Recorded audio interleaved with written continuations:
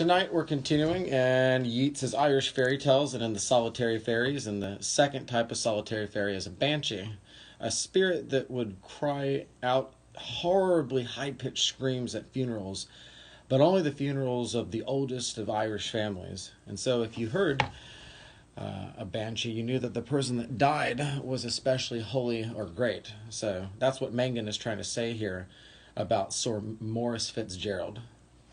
A lamentation for the death of Sir Maurice Fitzgerald, Knight of Kerry, who was killed in Flanders, 1642.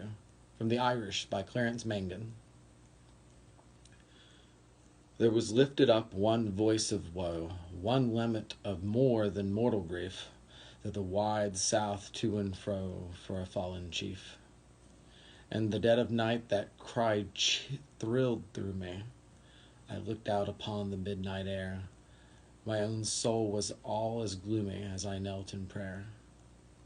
O'er Loch Gur that night, once, twice, yea, thrice, passed a well of anguish for the brave that half curled into ice its moon-mirroring wave.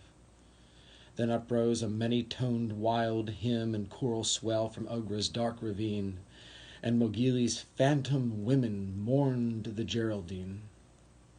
Far in Carah Mona's emerald plains, shrieks and sighs were blended many hours, and Fermoy and fitful strains answered from her towers.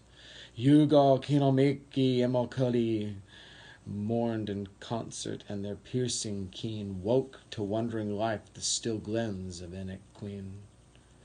From Loch Gur to yellow Dunanore there was fear. The traders of Tralee gathered up their golden store and prepared to flee.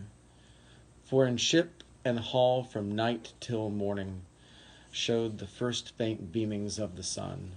All the foreigners heard the warning of the dreaded one. This, they spake, portendeth death to us if we fly not swiftly from our fate. Self-conceited idiots, thus ravingly to prate.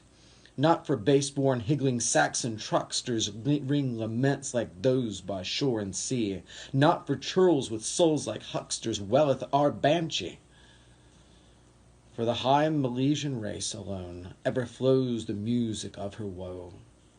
For slain heir to bygone throne, and for chief laid low. Hark! Again, methinks I hear her weeping yonder. Is she near me now as then? Or was but the night wind sweeping down the hollow glen?